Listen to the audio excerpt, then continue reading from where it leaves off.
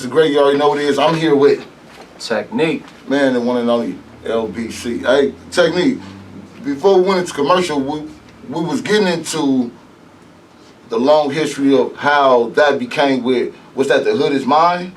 The Hood Is Mine. So leading up to The Hood Is Mine, you know, after the LBC crew era, which the LBC crew era represented also like a spin-off of the Death Row era. Okay, You know, okay. We had to go through that gladiator camp in order to even surface, you know. So, Okay. man, you know, shout out to Suge Knight, Snoop Dogg, C-Style, like that whole, everybody who, you know, gave us that platform to get off what we was able to put in history. From the group projects, you know, I was able to go ahead and spin off, which the West Coast went through a very intense time where, you know, like even Snoop left Death Row, went to No Limit. During that time, you know, we wasn't charting to the point to where it was a real factor for us to get, you know, placement and put in a position. So everybody kind of like, you know, every man for itself, really. And I got a call one day that MACK 10 was putting together a label, and that he actually brought my name up and considered me to be an artist on that label. And at the particular time, we was really in limbo, you know, as far as like, you know, Long Beach, you know, off top we loyal to the soil, but then you got the coming of age of a man, responsibilities, bills got to get paid or whatnot. So, you know, we started exploring the concept. Growing pains. Yeah, growing pains, for real. So at this time, I couldn't have been no more than like 18, like 17, 18 years old. And my son was born, and, you know, it was a situation that was going to be able to put me where I needed to be as a man.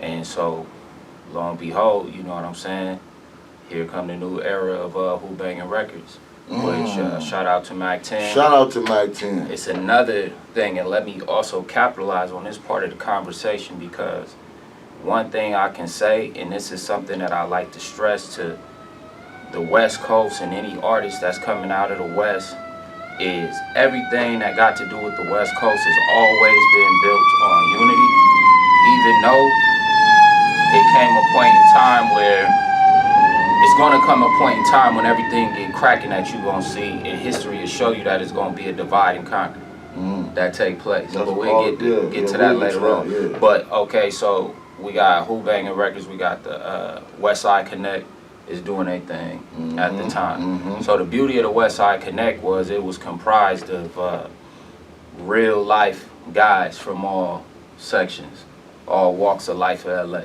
You know what I'm saying? So we talking about from the red side to the blue side, from Long Beach to Compton to Inglewood to LA. I was, you know, privy to meet some real stand-up solid guys from that real cloth era. Yeah, yes, sir. To where, you know, whether it's gang banging or, you know, D-boy activity, whatever it was, like some real individuals.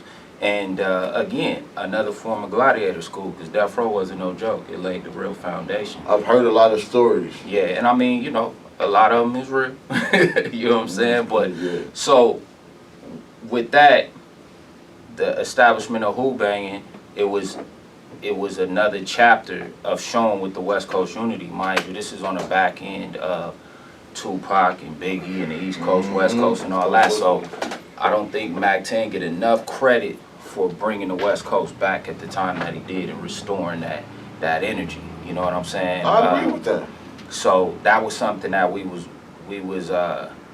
knee deep in, and I stand on that. Like I said, man, I'm talking about for the guys in the streets. They know what's up, from the, you know, neighborhood, Inglewood, families, the Rolling 60s, you know what I'm saying, the Long Beach Crips, the Linwood Crips, you know what I'm saying? So it's like the Queen Street Bloods, all of that, and not to make it a gang affiliated thing, because at the end of the day, this is dudes trying to turn that corner, you know what I'm saying, and really get on that corporate standpoint and really boss up and change the trajectory of where we was going, because brothers was getting knocked down every day out here during that time, you know what I'm saying? So it was an honor and a blessing to come up under those caliber of guys to be able to, you know, write, be in films.